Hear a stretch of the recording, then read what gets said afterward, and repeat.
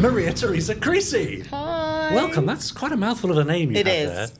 there. Is that your professional name or is that your ordinary, everyday use name? It's both my professional and my ordinary, everyday use name. Can I call you Maria? You can call me Maria. Thank you so much for joining us here on the Gerry Anderson Podcast. I'm thrilled to be here. We've tried very hard over the last few months, haven't we? Today almost got us as well. I know. Trouble on the Elizabeth line.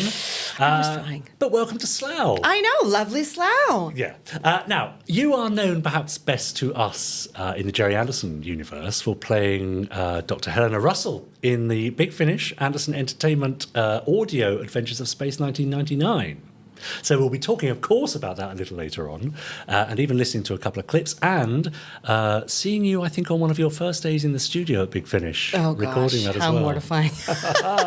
But beyond all that, we'll be talking about your lifetimes and career as well, because we want to get to know you a little more, if Great. that's okay. Yeah. We also have some questions from our viewers and listeners. Oh, that's exciting. In the very tasteful Space 1999 lunchbox. I love it, by the way. Yeah. Oh, yeah. So we'll be delving into that a bit later on. Great.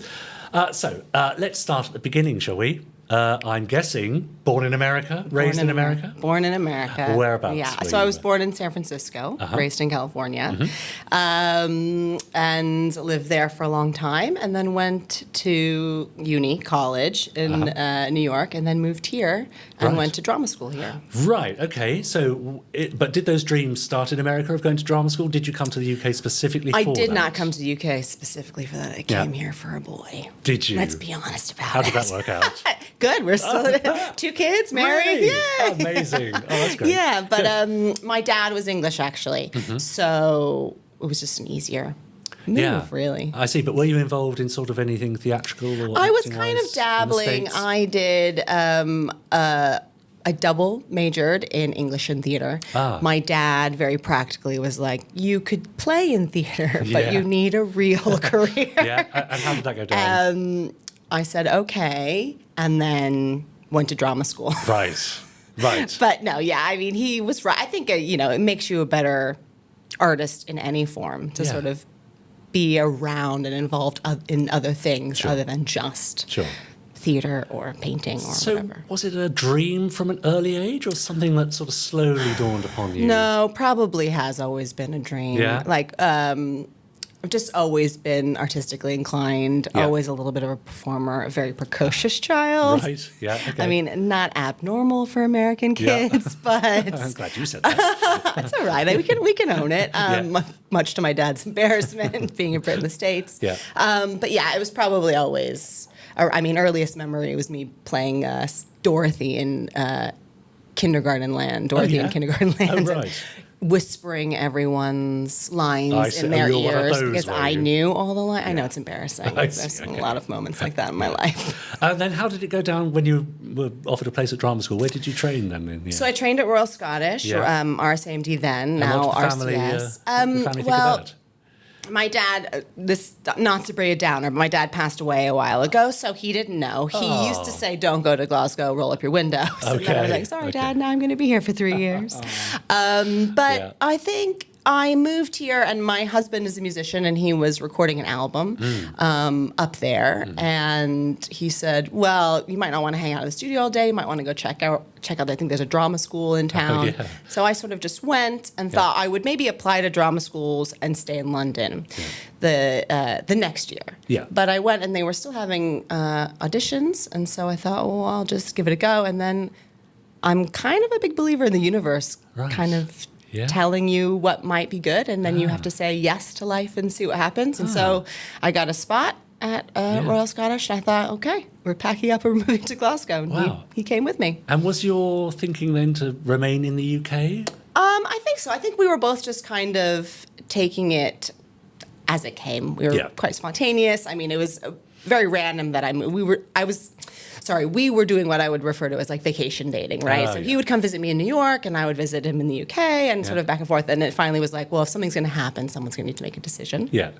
So I came here, and then we thought, well, we'll just see what happens. But I mean, we were so sort of fly by the seat of our pants. I got married 2 weeks before I went to drama school. Then we drove up to, but just because we thought, well, why not? We want to get married. Yeah, let's do it now. I don't really want to have a big wedding, so let's just do this. Okay. So it was sort of always like a a spontaneous adventure, really. Yeah.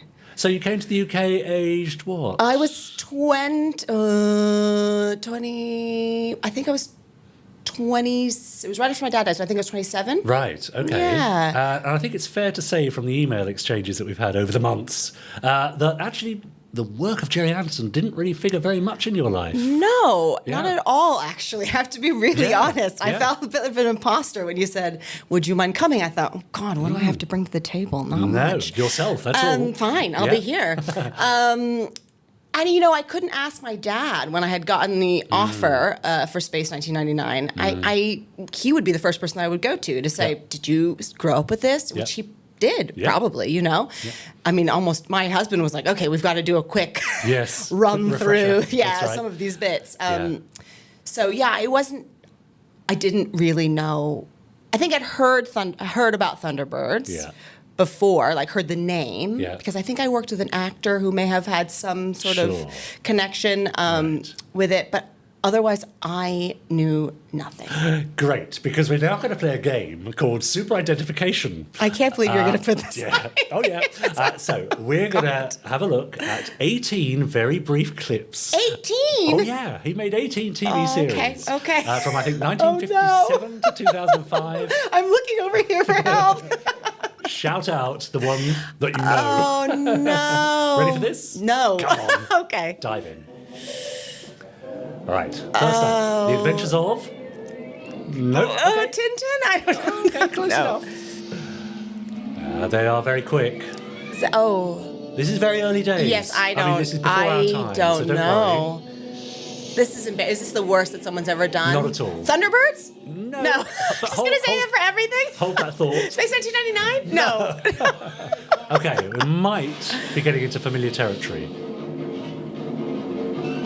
Are we even? Scarlet, the Scarlet guy. No, what did you mention? Thunderbirds. Yes. I'll give you that one. Okay, Scarlet. Yes. Okay. Captain Scarlet. Good. Okay, next. Oh, no. They are very quick. Moving into now I don't know any of these live ones. action territory now. Oh, God. Sorry, gosh. You might... well, I mean, I know it's Big Ben. You might know this one. Space 1999. Well done. Yeah. This is an emergency. And now we're into the 80s. Thunderbirds. No, I saw T. I'm just going to say it for everything. Yeah, why not? We're almost there, Maria, don't worry. Oh, it's painful for everyone. I'm so really sorry. But it's fun to watch. And finally, there we go. I mean, I have nothing. Do you know what? Should I know it? How did I do? You haven't even done the worst of one of our guests. But That's not true. okay, I'll tell you this. That's the bold-faced lie to make me feel better. It is true because you got 3. I thought I was going to get 0. Exactly. Well, maybe 1. I'd give myself You got 1. Captain Scarlet, Thunderbirds, and Space 1999. Yes. By the way, there you are in your own little Thunderbirds outfit. Oh, with look your score, at that. which will go on the front of the desk at a later date for next time. Okay. A previous guest, Anton Phillips, who was in the original Space 1999 series. Oh, really? In the 1970s, also got 2. Well, if the king of it, you're in very good company. Yeah, thank you. Okay. I mean, it's obviously, of course, it's fine that you weren't aware of Gerry's work, and it's completely understandable. So, what were you listening to, watching, reading as a child? What was I listening? I mean, we had TGIF when we were little, Right?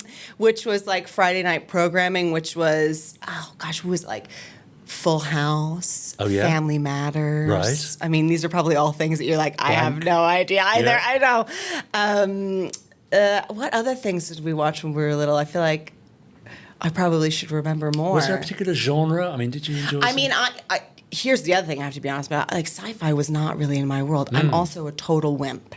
So anything that makes me think about disaster or anything that's remotely scary. Yeah. I don't know if you remember this. There was that horror movie that was basically about, I'm not going to remember the name now, but it was less a horror movie, more psychological thriller. And the idea was that these people were out on a boat to go snorkeling or scuba dive or something, and then the boat leaves them, and it's the two of them. I think it was called Open Water. Oh, yes. And they were left. That was the most frightening movie. Jeez. I can't watch You're anything. right. Like the littlest thing that plants the idea in my mind, I just... Well, that's interesting because when I was growing up, American sci-fi was really all we had in the UK.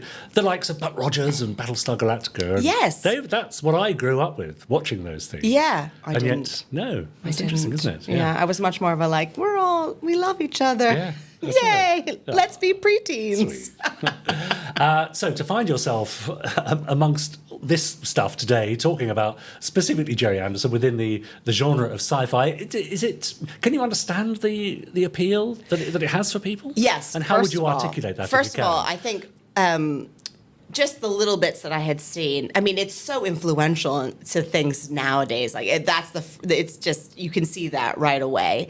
And also, if I'm just going to speak about the audio dramas right now, it's just like the level of detail, the excitement, the stories are so solid. Like it's just fun. Yeah. So I think, and it's quite interesting walking into a universe that you don't really have any prior history with, Yes. and seeing how it was quite interesting because I was the only one who didn't have any history with it, Yes. right? And everyone had such a love for Yes. it and real specific memories for it. Yeah. And it was quite an interesting experience to sort of feel like, I know nothing actually.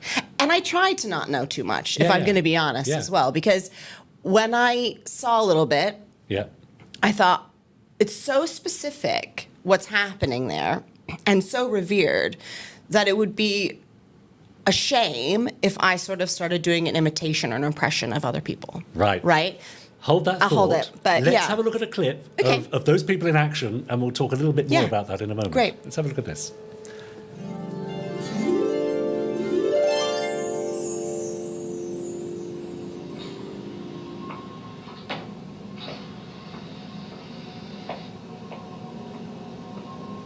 Well, we've got 5 cases of middle ear damage. It's not serious. It's nothing permanent. We're lucky. Wonder what life on Diony's planet would have been like. You feeling regret? No, just curious. Well, I think I'd rather take my chances wandering through space and be involved in a permanent state of war. Anyway, it's too late now. Yeah. Too late.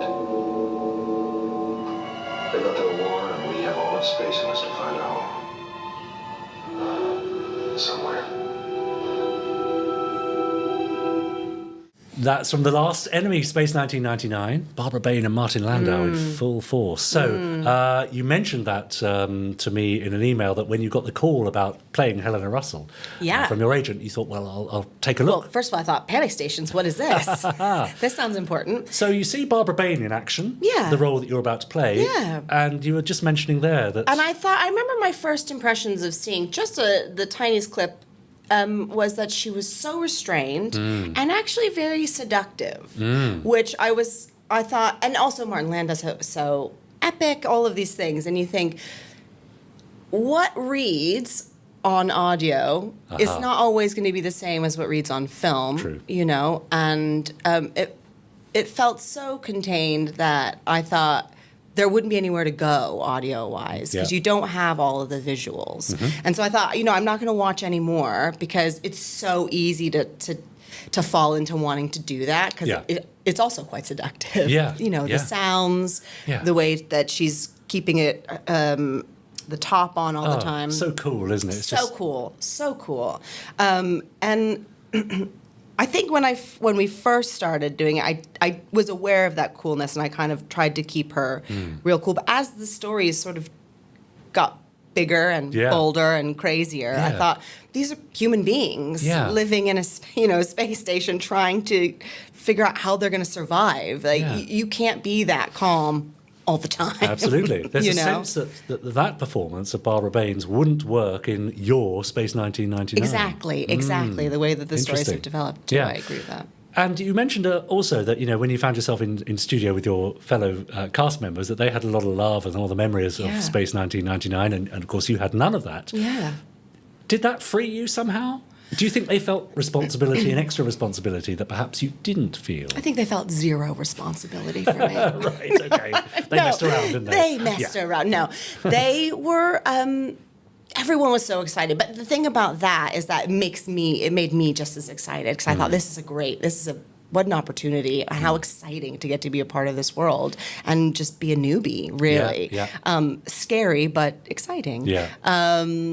So in parts it was freeing. I mean, there was definitely, I won't lie, imposter syndrome at the beginning where you think, That's don't know. life, though, people, of course. And people want to talk to you about it. It's like, I don't have anything. I don't know if I have anything to say. Yeah. What's Mark saying right now? I'm just going to reword some of that, you know? But no, it was a really exciting time, actually. And Big Finish is just great. Nicholas is great. Everyone is just so lovely that you can't help but think, like, this is so cool to be a part of. That's right. Exactly right, so let's go back then to your time at drama school. How long were you in Glasgow studying? 3 years. And did that cement your desire to be? Did it feel like the right thing, right place, right time? This was meant to be? It did. I mean, I feel like looking back on my journey to now, you know, being an actor or a performer of any kind, for me at least, it's a long game, right? And actually, as you're developing, new things come along, and you're always kind of fine-tuning. It's like going to the gym all the time, isn't it? You're sort of always stretching and finding new things, and how can I change and develop and explore things. So for me at that time, it was really good because I feel like as a performer before that, I was sort of non-committal. Really, you know, I sort of didn't really know. I wasn't really an ingenue so much. I was, and so I didn't really know what my USP was as a performer. Sure, right. And then I went to drama school, and I had some amazing teachers there, and met some amazing people and actors, and I think we all just sort of it was a real great way to sort of, it sounds silly, but be comfortable in your skin and who you are, you know, and say, like, actually, that's my best asset, is who I am and what I bring to the table. Yeah, that's right. And that must help in a situation like when you're recording Space 1999, because you know you're there on your merits. Yeah, You're not there because you're asked to give a particular performance, but you obviously submitted a voice reel, or you auditioned for it, or something, or they heard that you would be just the right person for that job. And that's something that you have to remember, isn't it? Exactly, it is. But I mean, you know, we're human beings. We are human beings. I think part of that is our vulnerability, which is such a great thing, but also can be our worst enemy too sometimes. And how was the business when you first left then? How did it go those So when I early first years? left drama school, I worked quite consistently, which was really nice. And both like professionally outside and then kind of trying to create my own work. Yep.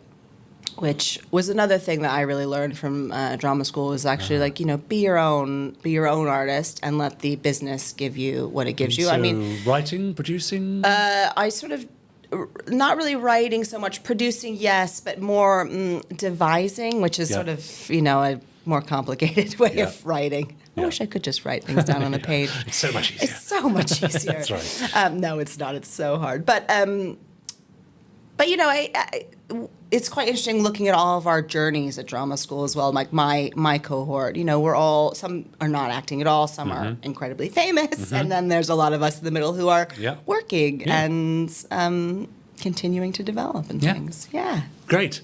Now, we do have some questions in our lovely Space 1999 Are lunchbox. they going to try to trick me? Are they going to try to They're get not me? going to try to trick you. They just want to know about you, that's all. Great, yeah. I would say we got this in your honour, but frankly, we've had it for a year. Yeah, so. fine.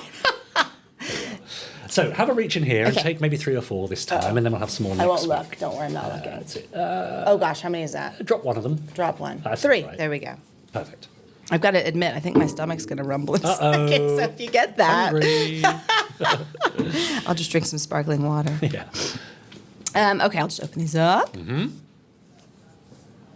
Oh, this is exciting. This is from Paul Hyder. Oh, yes. Paul Howdy. Okay. Hi, Maria. How difficult do you find it to sound authentic when you're explaining technobabble that you couldn't be expected to understand? Now, so you say you're not a sci-fi fan, so were there any lines in your Space 1999? You know, I can't remember, but yes, Yeah. I definitely know. I can't remember specifically, but I can remember being directed like, Maria, this is how you say it, the word. Really, literally. Here's a line reading. Yeah, not a line reading, but in the way that, like, you know, I just, for some reason, also sometimes the American intonation of certain words, which I wouldn't have known in certain ways, and then I would be told while we were recording, like, you have to emphasize this, or, you know, and it just sits in your brain the other way. Yeah, You're yeah, like, that's I'm right. sorry, I'm holding everybody up now. But I mean, I've had loads of auditions as well where you go in for, medical things. Oh, sure. And then you try to say it out loud. You're like, I'm sorry, I'll just leave now. I feel like we all know. Yeah, and yet on the train, I'm not getting this on the one. train home, you can say you're it like, again and again. now I can say it perfectly. But That's at the right. time, Yeah. you wouldn't trust me to fix your heart. The thing about all that sort of techno babble is that it's actually just another way of telling it. It's moving the story. Oh, on, isn't it? 100%. So you have to get through them It's somehow. so important. It's just sometimes it's a tongue twister. Yes. If your brain, it's sort of like if your brain doesn't totally work that way, it's like Yeah. a maths equation or something like that, right? If your brain doesn't compute that, it's sometimes hard. Some people are great at it. Not so much all the time. Yeah, no, fair enough. So thanks, Paul. Next question. Okay. Steve with two E's. Oh, yes. Michelle. Steve, yeah. Hi, Steve. Hi, Maria. You are obviously far too young to remember Space 1999 when it first aired. Thank you, Steve. He says that to all our guests. Does he? I hope not. So, did you watch any in preparation? If so, series 1 or 2? Oh, now, So, do we you sort even of- know the whole series 1, series 2 debate? Are you even aware of that? I know that. I do know a little bit of the series 1, series 2 debate. Okay, good. I have only seen some of series 2 when I was watching and learning about the series 1, series 2 debate. Yeah, right. Good for you. Thank you. But so in prep, I think I watched series 1, yes, Yeah. that we were watching. So it would have been a series 1 that I had seen just a little clip of. But otherwise, you're right, I am far too young. Yes. And I only watched the tiniest bit for preparation, really. But let's sort of broaden that out in terms of research then. Are you an actor that does like to delve deep into a part and research and... I do, typically, but with this, the research came from what was given in the scripts rather than researching from the shows. Yeah. Because I didn't know, how close it was going to be to the episodes and then how far away they were going to get. And actually, we learned that they do kind of get further and further Right. away, right? And they Yes. kind of find their own way. That's it, yeah. So, yeah, I don't think that normally I would do a lot of research for something. Definitely think important. Text work is really important. Explain that. So text work is, very simply in an actor's world would be like finding out everything that's said about your character in plain text, right? Or what people say about your character or the facts that you can find throughout a text, a play script or a TV show or anything like that. And then further on from that, you would figure out like what you can infer from those things. Are there any thoughts that you can bring up that, like they maybe talk about how they're married, but then you can maybe infer, if they don't say it, that they like each other or they don't like each other actually, and they're married. All those kinds of choices that you can make. Yeah. So that's good. And then also to get into the world, quite good to, if it's a period piece, understanding what life would have been like then, all of that kind of stuff. But when something like this, when the world building happens quite a lot in this, and it's not something that has totally happened in real life. Yeah. I guess I made the judgment call that I would let them build the world for me and then make judgments and find also, my facts from that. Yeah, and you were in very safe hands. Well, Nicholas yes. Briggs, of course, knows the series back to front. Half the cast, it seems. Everybody knows everything. Yeah, exactly. Over there. Yeah. Exactly. Yeah. Very safe hands, though. That is a group of pretty amazing people and very talented people. Yeah, So, indeed.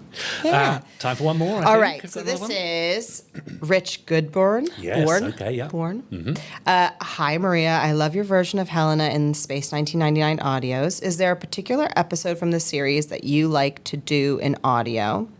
Also, which direction do you think your version of Helena should go in the Big Finish dramas? Or haven't you given it any thought at all, is the other. Well, Do you I often mean, think of- have I given any thought? I mean, I thought about it now. Yeah. I think you always think about ways that you'd like your characters to go. Even when I have small parts for things, I think, oh, what would be the side? Yeah. What would be the spin-off series for this person? Yeah. So from the series, I think probably for me, I mean, I love all of the episodes and they all are so distinct. But for me, just nostalgic-wise, is the first episode because it was my trial by fire. And it was really where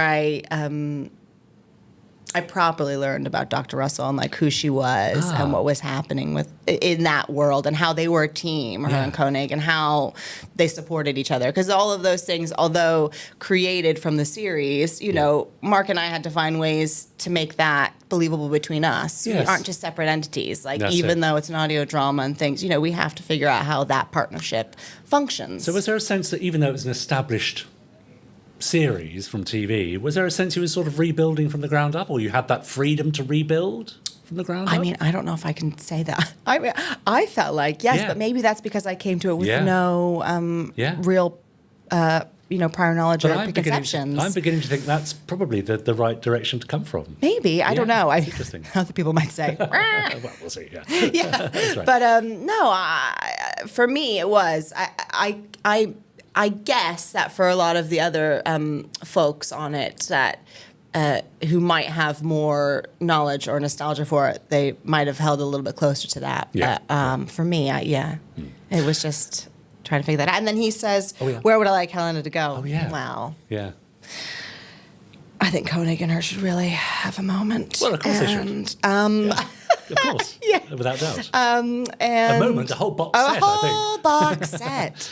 But no, I mean, really, otherwise, I feel like I probably would do less service to the series if I came up with an idea because they always surprise me. Yeah. There are never ways that I would think to go. Yeah. So then I get more excited by that than me thinking like, it should just be a love story on the side. Yes, that's right, yes. That's why I'm not the professional writer. That's right. That's why actors should never get involved in storylines. Yeah, exactly. That's true. Now, you've mentioned your time in the studio there for Big Finish. We've actually got a little clip here. Oh, I don't know no. if it was your first day, but it was certainly a day at Big Finish. And we'll have a little bit of a chat about it after this. Okay. Let's have a look.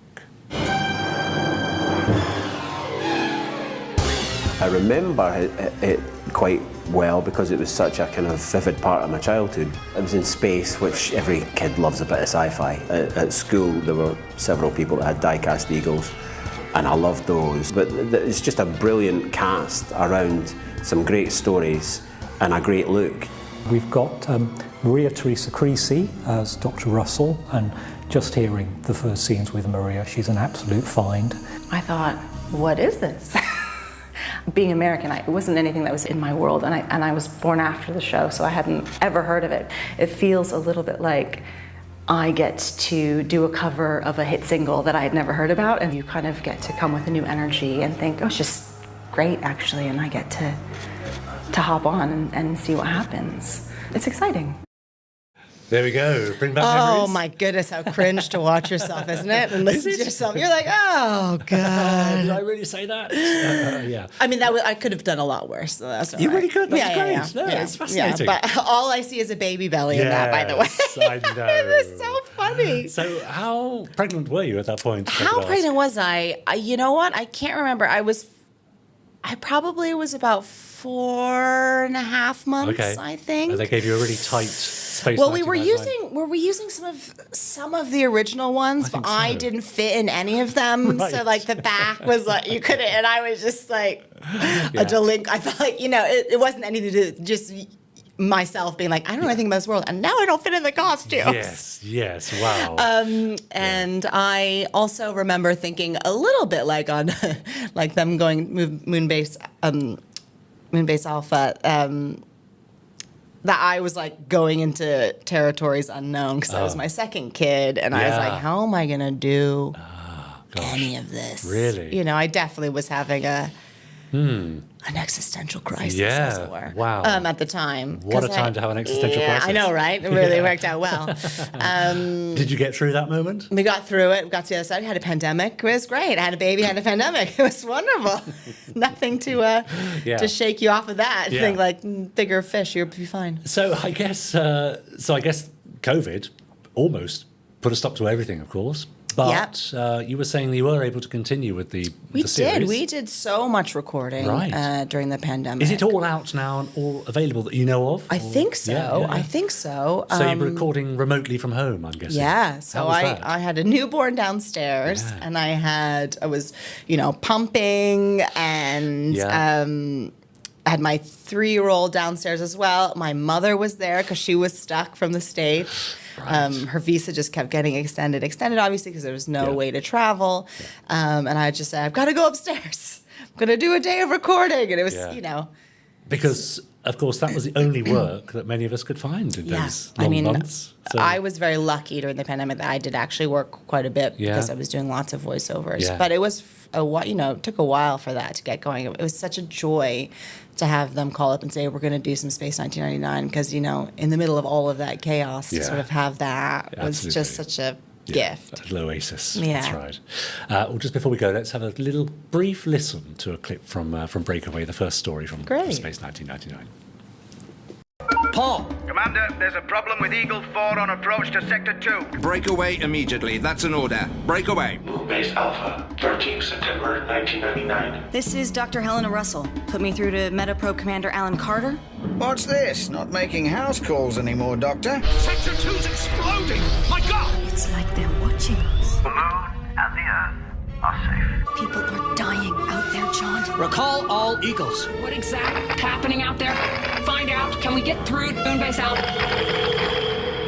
It's only us who might get our socks blown off, Simmons.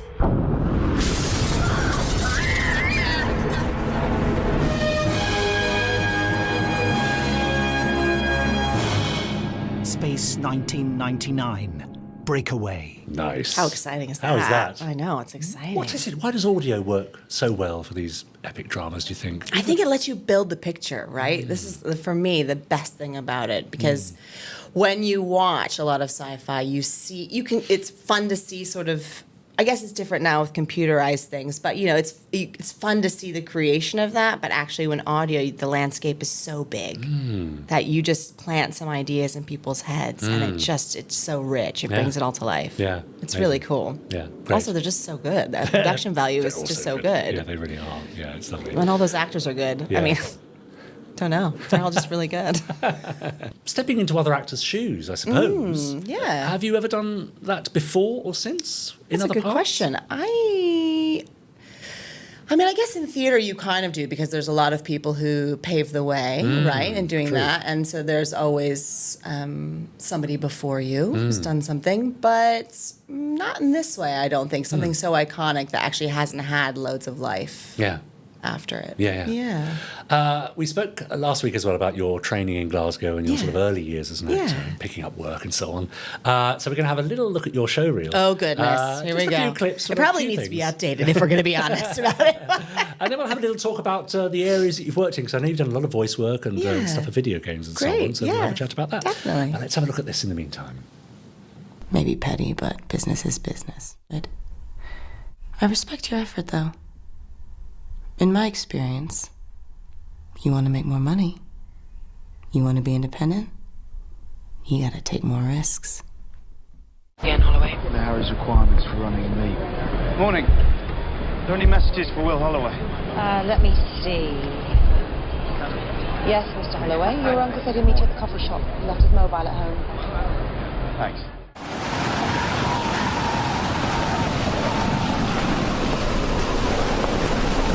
Are you okay, David?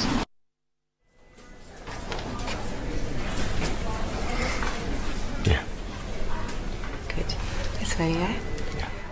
Just a few carefully curated clips from your otherwise excellent show reel. Thank you. Let's talk about your RP, your accent, your British accent. Yeah. Very, very good. Thank you. Is that coming useful? Are you able to come and go, switch? And I do. I have, I'd say, an equal amount of work. Yeah. Both ways. But I think it's just really because I grew up with my dad. Right, yes, of around, course. Yeah. So, right. So it's always been in your head in a way. Yeah. And I used to be sort of a bit of a weird kid that I would come and visit my family, and then I'd go to the corner shop and want to pretend that I wasn't American, because I was like, oh, who wants to have an American in their shop. That's so funny, because when I was a young boy, I used to walk around pretending I was an American. But see, I think it's the difference, isn't it? Yes. It's the way we grow up kind of thing. I was like, oh, no one wants a loud American like me, Right. so I'm just going to be a very sweet British schoolgirl. No, see, I always wanted to be an American, and I wanted to be called Jim. I don't know why. Jim is a great name. I don't know. Classic, stable, lovely. There you go. That's me all over. Yeah. So let's go back then. So you find lots of work in voice work and voice acting, radio plays, I think. Some radio plays, and of course the likes of Big Finish, and also video games. And video games, lots of video games, as well as TV and film. So I'm going to ask you that really difficult question: where are you happiest? What's your Gosh, they all do happiest different space? things, don't they? In This what is way? the thing. Can you... So, like when I do, so first of all, voiceovers in general, it's such a wide range of things, right? I do loads of advertising things, which are, if we're gonna be honest, sometimes a little bit soulless, but they do pay the bills, right? And they're really fun jobs. Everyone who's on them is really excited. Audio dramas, audio books, all of those kinds of things. Really work your muscles more. It's more exciting. You feel like you have trajectory. There's more to do. So where in advertising, it's very fast. Yeah. And then with an audio drama, audio book, it's longer and feels just a bit more involved and like actually they want part of you. Really, you're not. Have you done many audio books then? I've done a few, not loads. Those are a beast. Audio books are a beast.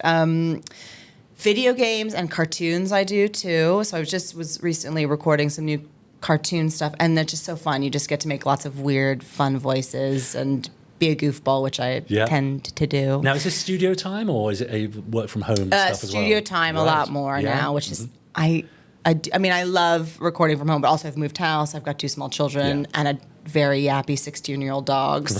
Right. Not always easy. Yeah. So, and also, as a mom, it's quite nice to get on a tube and go to Soho and then go home. Yes, that's right. So I love voice work for all of those reasons. Video games are so fun because they tend to be more active in terms of physicality as well, because they want the sounds in a different way than audio dramas do. Explain that a bit more if you can. What do you... So with video games, you've quite often, you're punching or you're hitting, or like the person who's playing is going to be physicalizing things. Yeah. And so then you have to be the sound of that physicalization for them. And a lot of times, you just hooked up to things. Wow. Kind of thing, That's right? the clip I'm going to use at the beginning of the podcast. And then theater, theater is just, I love theater. It's, the consistency of doing something over and over again and finding new things and keeping things fresh and actually trying to find ways to live in those moments. Like, some directors are much more open with you kind of just being on stage. Other directors are very set and say, you are my pawn, you move here, you move here, you move here. You figure it out. You do your work. So there's so many different ways of working and actually figuring out how to make those live and be alive for you on stage and then for the audience, because that's the most important thing. And then TV and film, I also really love, and they're also different too, which is what the fun part about it. TV and film is a lot of waiting around. And then a lot of go, right, when you're on set. So, and I've been on really small productions, which are great, and then I've been on huge productions, which it's so intimidating that you're like, what is happening here? This is a beast, I've worked on a couple Marvel things, and I mean, I'm just always astounded by the amount of people there that are behind the scenes making that stuff work. It takes a city absolutely in those things, and interestingly, when you're not a star in those things, the pressure feels so much more because you think, don't mess up. Yes. All these people are going to see that you've messed up your 10 lines. Yes, that's right. And this guy's been on set for 40 days, that's right. You feel like there's less opportunity for you to sort of fail publicly. Yeah. Because I mean, all actors do. You know, that famous person is going to fluff loads of lines and figure it out. But the pressure is always worse when it's a smaller part, I feel like. Yeah. Now, let's have another video clip. Because you got to stop me from talking because I'll just keep talking. No, carry on. I'm going to ask you to talk some more in a minute. Okay. But as part of our email exchange, I asked you to give me your favourite Anderson moment. Oh, yes. And you chose something very specific. I did. Which betrays a slight knowledge. I will say that when I started thinking I was going to be doing Space 1999, I had to speak to my husband, who is British and had some knowledge. Okay. And he thought, well, we can watch these. These are easy to watch because some things we couldn't see. And so he pointed you in this direction. Yeah, so we watched a few of these. Let's have a look.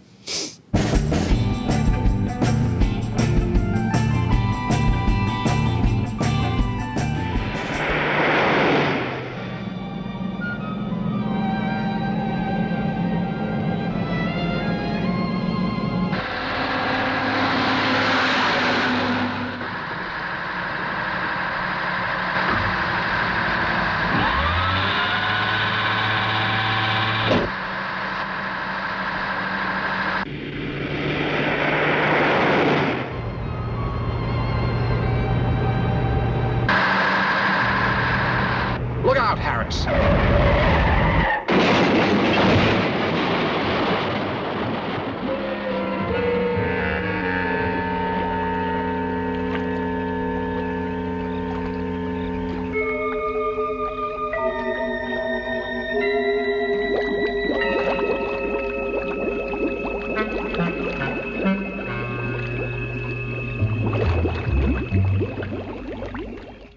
Captain Scarlet.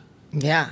I mean, you don't get more classic than that. This is the thing. That opening, there's certain scenes in TV and film that just take you somewhere right away. Yeah. Don't they? Yeah. It just sets the tone. It sets the scene so clearly. Yeah. It takes you to a time period. Yeah. There's a texture to it that feels really clear. Like that just like makes me time travel. Right. So then, you know what I mean? You think, oh yeah, puppets are people. Like it would be the same. Like you just would all of a sudden be in a car, you know, in like Psycho or something like that, just driving with them and think, oh, this is it. I'm here. Yeah, you mentioned in your email, you mentioned the lights on the car and the car in the water. Yeah, all of that. And the car and the way the car sinks. Yes, Just that's right. All of it. Yeah.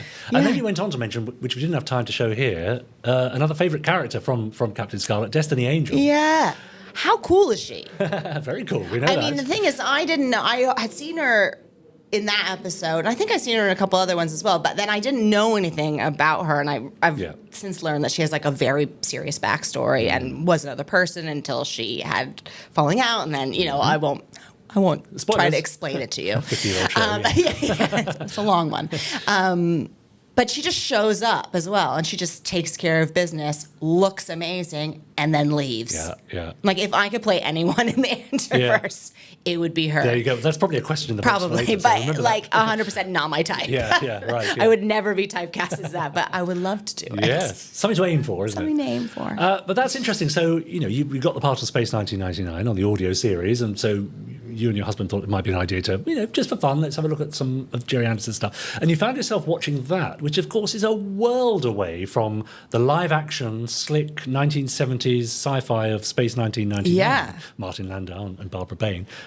Was there a disconnect there? Did that come as a surprise that you found yourself watching a puppet series? No, but I think that there's like tonally and a tonal kind of connect and also like a texture, right? The way the storytelling happens. This is why he is so prolific, I think, right? And like people really revere him and love him, and he stayed where he is in the canon is because his voice is so clear.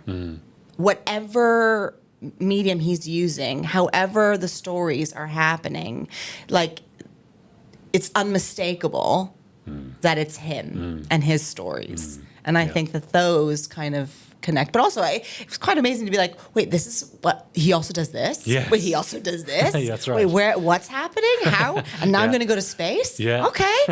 Yeah. I mean, we always say this. The great thing about the Gerry Anderson universe is that there is something for everything. Yeah. If you don't like Captain Scarlet, well, there's Space 1999. Yeah. If you don't like that, there's Dick Spanner. If you don't like that, there's Lavender Castle. See, now you're telling me all these things that I should have known on the thing. There's only 60 years to catch up on. Okay, Come on. fine. Yeah, that's great. Now, I think it's time we delve back into the box. Let's do it. There's a few more questions in there. Uh-oh. So, 4, I think. Okay. Let's get through the last of those, shall we? Can you reach in there? Do I have them all? I think I do. That's it. Okay. Tough question. No, I'm just kidding. Okay. Oh, no. Yes, they're okay. Okay, so David Hollis. Oh, yes.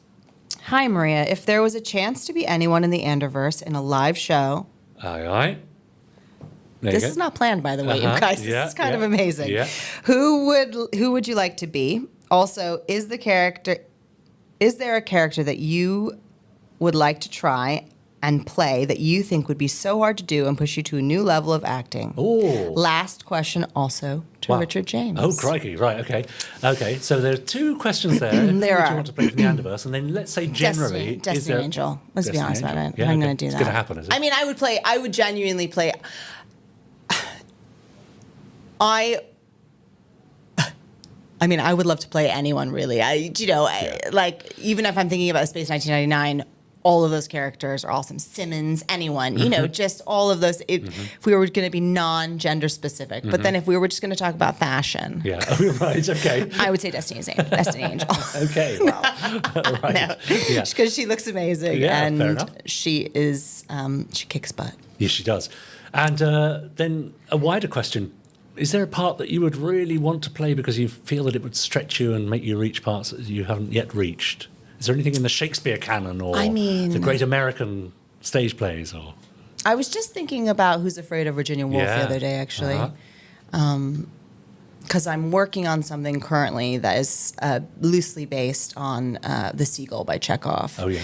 And I was thinking about that. But, that's another way where you think, like, Elizabeth Taylor was so iconic in that film. And the stage productions, people who have played it, so iconic. But you think, is there another way to tell that? Because I'm quite interested in telling stories and also making them relatable to how we live today, personally. And so those kinds of beautifully meaty roles, also like Lady Macbeth, things like this. It's like, you want to play all of them, of course. But it's also finding ones that you feel like kind of speak to how culture and the world has evolved, and also I think for those kinds of things, like, I went and saw.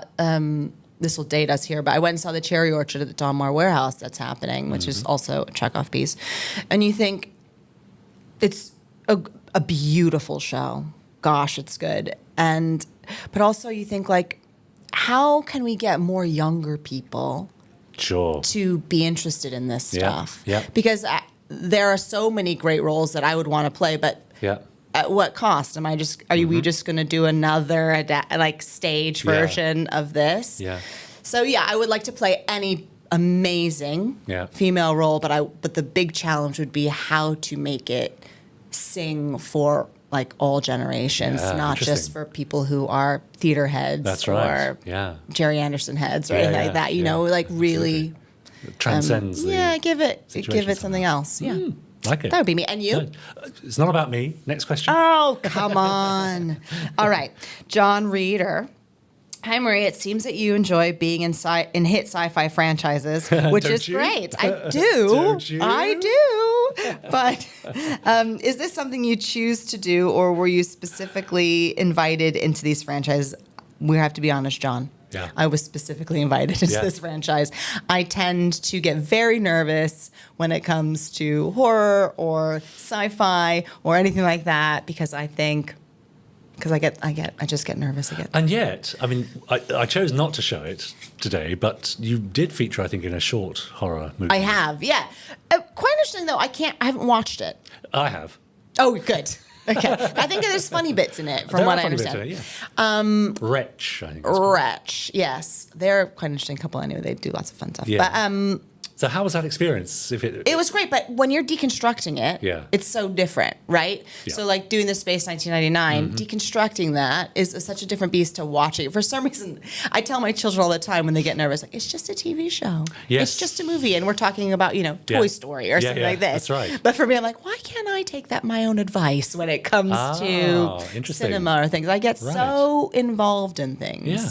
But that's great, because very often actors find it hard to connect to what's on a screen because they're thinking of, the people behind the scenes, the guy holding the There are sometimes, I think when things aren't going well in a movie, I think, I can see how this is all happening. Okay. But when I'm really into something, I tend to steer clear of horror or sci-fi. Of course, as actors, you're just at the mercy, really, of that phone call, aren't you? Yeah, a little bit. Unless you're very famous and in demand and all this kind of stuff. Yeah, you kind of are at the mercy of that phone call. Yeah. And like I said previously, I think sometimes it's more important to let the universe sort of say, like, you can do your work and the things that you love, and then you sort of say, okay, let's see what this presents. What does this do? That's right. How is this going to change my life? Not in terms of big picture, but me. Yeah, yeah. Another question. I'll just keep talking. Brandon. Please do. That's what you're here for. Thank you. Brandon Gant. Oh, yeah. Okay. Sure. How did you approach the role of Dr. Helena Russell in the Big Finish audio remake of Space 1999? And what elements of Barbara Bain's original portrayal did you aim to preserve or reinterpret in your performance? Something we touched on a little already. Yeah, we did. Anything else that springs to mind?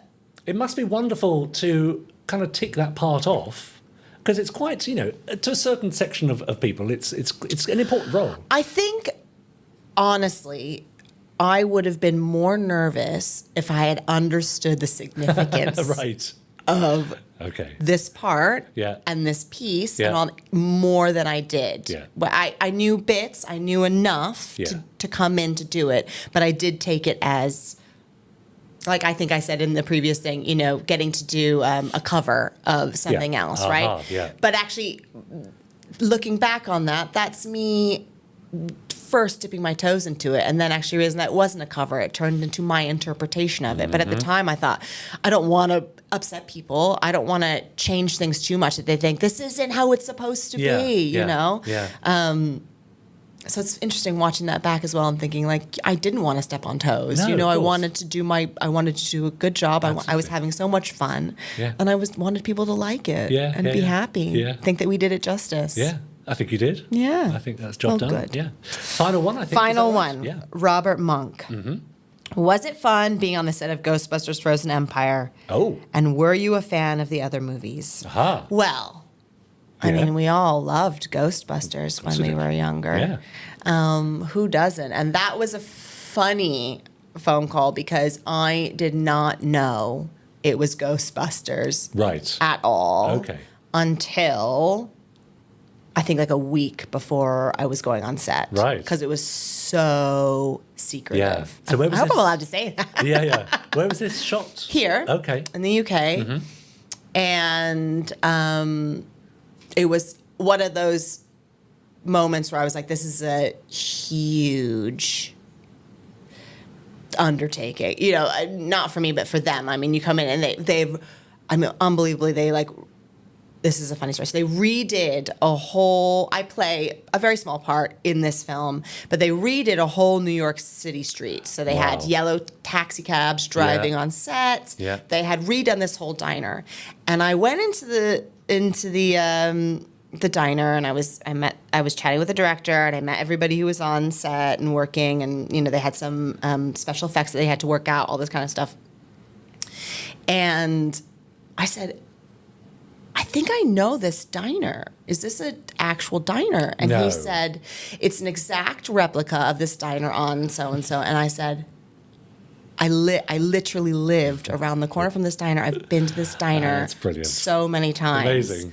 I think I'm allowed to say. I don't know if I'm allowed to say. Maybe I shouldn't say. But Yeah, sure. But I mean, I spent like my college life at that diner. It was such a weird experience to be sort of like, I know these menus, I know these pictures, I know these banquets, I know all this stuff. Yeah. So it was a real trip. But also quite interesting on that was that I came at the end of that filming period. So it was my first day of school essentially, and all of their last day of school. Yeah, okay, that's not. So it was a really weird feeling as well. Yeah. And also, what's interesting in those things is that they film so much more than they probably need, but it's big budget. You know, there's no worrying about time. Yeah. I mean, there is a worry about time and all this stuff, but I mean, like, there's the freedom to sort of throw lots of things in the can and then see what they want to do with it. So, it was cool. No, we're very lucky here in the UK, really, that very often America comes calling. America comes to us to make their big movies. But do you work in the States at all? Are you able to? I am able to work in the States. Yeah. I just had a chat about that with my agent this morning. Something came in, so we'll see if that happens. But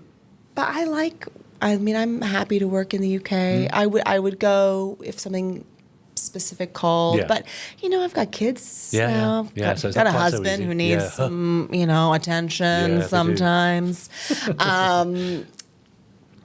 So, I mean, you never say never, but, currently we're having a heat wave, but when it's raining, I'm always like, well, I could go to California. It'd be okay. That sounds great, now, just before we watch and listen to a final clip from Space 1999, do you have any projects at the moment you can talk about? And then secondly, if people want to find you online, do you live on Twitter or Instagram? I live... I have a couple lives on social media. So I run a theater company called This Is Not a Test. Oh, yeah. And that's one of the things that we're working on. We've got 2 shows running, so I do that. This is sort of like my love of things. So you can find us at Not a Test Theater on Twitter, and This Is Not a Test on Instagram. Okay. And is that based in a particular venue or touring? Or? We sort of tour around right now. We just came out of R&D, actually, last week. Yeah. What day is today? Wednesday, maybe ish, in the world. So finished on Saturday, sort of doing development on that. So I do a lot of stuff with that. I do have something coming out, I think, end of the year, maybe beginning of next year, that I can't really talk about, but that will hopefully come out there. Great. I've got some cartoons. All these things I can't really talk about. I talk about my stuff because I'm not under NDA for that. But you can find me there. I tend to I sort of have started another Instagram account because I have kept my private one private. Because I don't really use it that much. I don't know how everybody else feels. Yeah, that's right. Well, some people do, some people don't. Some people do, some people don't. Right. I started posting pictures of my kids, and I thought, this seems like a bad idea. They're going to hate me. Yeah, quite possibly. It's already in my future anyway. Exactly. Exactly. I was going to. It's already in my future for that. Let's just try to lay off and not make it worse. Let's just have a final listen then from the trailer, I think, of Earthbound, another story from Space 1999. Great. You dare to believe that there is another way. You mean he's going to get himself killed out there to save the rest of us? Gravity on the reef, 1.3. Temperature, 5 degrees C. The cost of all of us being out here, facing the unknown, not knowing if we'll survive, if we even have a future, it wears us down. It occupies every moment of our thoughts. Humanity's return to Earth, the reclamation of our home world. So help me God, the next one of you sons of bitches who doesn't do as I say will force me to abandon my Hippocratic oath with this thing.